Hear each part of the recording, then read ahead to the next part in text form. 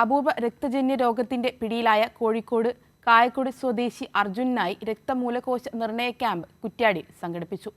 ലോകം മുഴുവൻ ഇതുവരെ രജിസ്റ്റർ ചെയ്ത 43 ദശലക്ഷം സന്നദ്ധദാതാക്കളിൽ നിന്നും ആരും സാമ്യമില്ലാതെ വന്നതിനാലാണ് കൂടുതൽ ആളുകൾ സാമ്യം നോക്കുന്നതിനായി രാജ്യത്തെ സന്നദ്ധ രക്തമൂലകോശദാതാക്കളുടെ സംഘടനയായ Dhathri blood stem cell donor രജിസ്ട്രിയിലൂടെ അർജുനു വേണ്ടി ഡോണർ രജിസ്ട്രേഷൻ ക്യാമ്പയിൻ നടത്തുന്നുണ്ട്.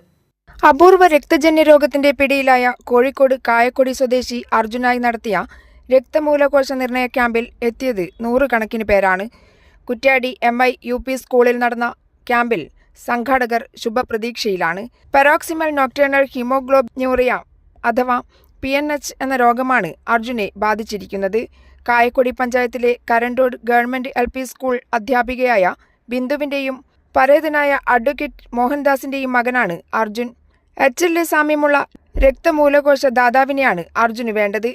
ചികിത്സയ്ക്കായി ബ്ലഡ് സ്റ്റെം സെൽ ഡോണർ അഥവാ രക്തമൂലകോശ ദാതാവിനെ അന്വേഷിക്കുകയാണ് അർജുന്റെ കുടുംബം.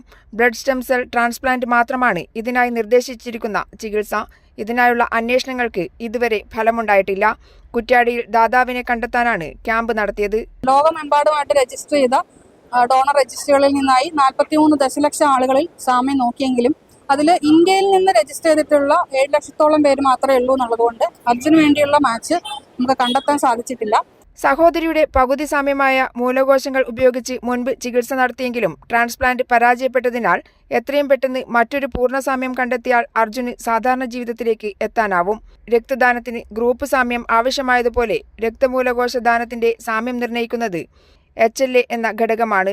കുടുംബത്തിൽ നിന്നും HLA സാമ്യം വരാനുള്ള സാധ്യത 25% മാത്രമാണ്. 10,000-ൽ 1 മുതൽ 20 ലക്ഷത്തിൽ 1 വരെയാണ് HLA സാമ്യമുള്ള ദാതാവിനെ ലഭിക്കുന്നതിനുള്ള സാധ്യത. 6 ലക്ഷത്തോളം ആളുകൾ മാത്രമേ ഇങ്ങനെ സന്നദ്ധരായിട്ട് ദാതാവായി രജിസ്ട്രേഷൻ ചെയ്തിട്ടുള്ളൂ. കൈരളി ന്യൂസ്, കോഴിക്കോട്.